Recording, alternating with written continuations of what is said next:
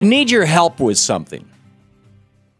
I need to come up with an analogy or a metaphor or some variation in between those two so that will help people understand how consequential it is that when a 7-year-old kid comes up to Scott Walker and says, "Are you concerned about climate change?"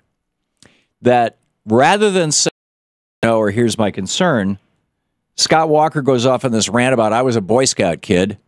And then the kid says, "Do you even care about climate change?" And Scott Walker basically says no. He says nothing. He's got nothing to say. This is an example. We talk about regulatory capture. Like there was some concern for some time that the FCC, for example, the Federal Communications Commission, had been captured by the agencies, the companies that it regulates. That it regulates the internet. The internet service providers didn't want to have common carrier status, Title II. They wanted to make sure that they could ramp up their efforts to extract more cash from average working Americans, and basically screw us on the internet end of things. So, where I need your help on this, this is so consequential thing is, what is this like? Right? Is this like getting a member of the United States? You get the head of the Environment and Public Works Committee. You get James Inhofe denying that climate change exists when he's in charge of the committee that's supposed to do something about climate change for the United States. Now, just think for a minute about how consequential that is. Now, at the same time, you got Bibi Netanyahu, who just came to office in Israel, and the same kind of thing is happening there. Except that in the United States, our Supreme Court has said individual billionaires can simply buy the politician of their choosing simply by using super PACs and things like that. In Israel, they actually say you can't do that. You can't buy a politician. So what's a billionaire to do? Well, Sheldon Adelson went over to Israel and started a free newspaper. I believe he started it. Maybe he bought one. I'm not sure. But it is now the most widely circulated newspaper in Israel. It is free. Sort of just like Fox News in the United States. Widely circulated, free, and unabashedly hard right.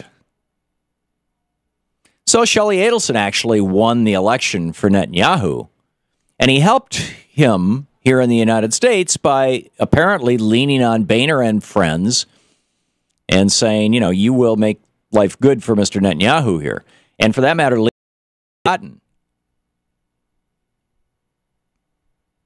So what, again, here we have this extraordinary influence of money. So the analogy or the metaphor, would it be this is stranger than a politician saying that days are dark and nights are bright?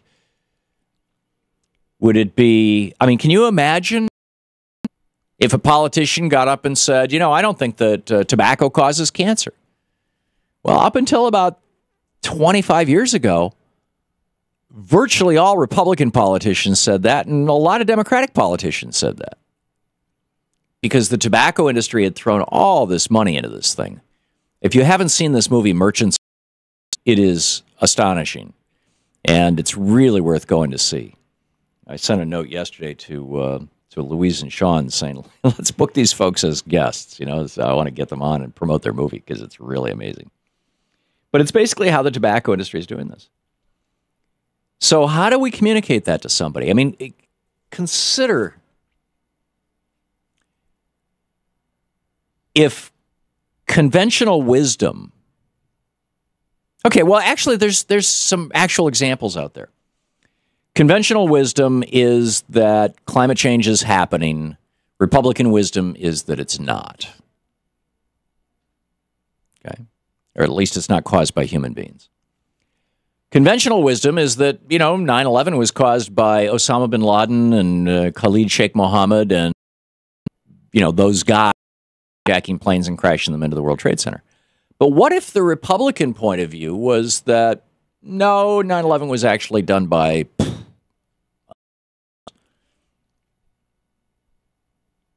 I mean, can you imagine if a member of the United States Senate or the House of Representatives got up and questioned the details of 9/11? Now, the science and the history, the knowledge that we have, the level of knowledge we have about what happened on 9/11 and what led to 9/11. And that's just an example that I just pulled out of my left ear. I mean, I'd like to hear your suggestions. But the science behind climate change is actually more comprehensive than the science behind what happened on 9/11. There's a lot more scientists working on it for a lot more time, and they've got really, really solid results.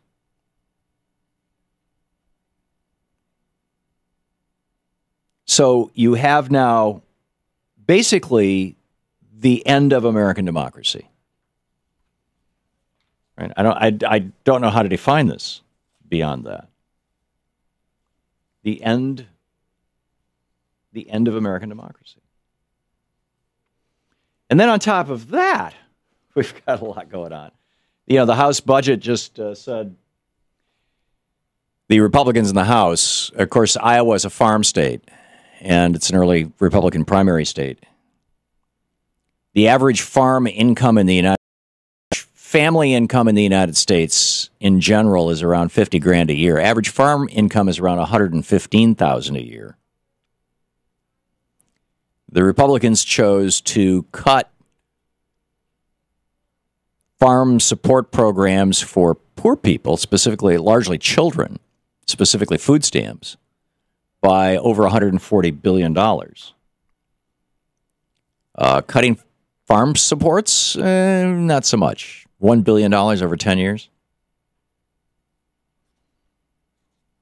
Shortchange the nation's most needy, as Carrie Elveld says over at Daily Kos.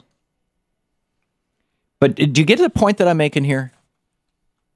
That our system has been so corrupted in such an astonishing way. I mean, if 15, 20 years ago, somebody had come along and said, the day is going to come when there is clear science that the world is being ruined by one particular industry, by the fossil fuel industry. I mean, this isn't like 30 years ago coming out and saying people a year are dying worldwide because of one particular industry, the tobacco industry. This is even more consequential. This is not just smoke risk. This is the entire planet. And what if 30 years ago somebody had said, and the day is going to come when virtually every Republican politician out there will deny that the planet is warming up as a result of human activity. And if they refuse to deny it, they get knocked out of office and Trey Gowdy replaces them. I mean, that's actually what happened. The guy that Trey Gowdy replaced was a Republican who said, hey, wait, he went down to Antarctica and he came back and he said, I've seen the science. This is real. And boom, he's out. He's gone. So can you imagine? I mean, if somebody 30 years ago had told me that someday Republicans would be saying this and actually making policy based on this, telling individual states not to use the phrase climate change, an actual effort at the part of the federal government level, and we saw this with Ted Cruz the other day in interrogating the head of NASA, to say, you guys shouldn't be looking into climate change, right? I mean, you're just science for the U.S. government that has to do with atmosphere. This is the Thom Hartmann Program. This is like we have stepped into a very, very bizarre world, a world lacking small d democracy.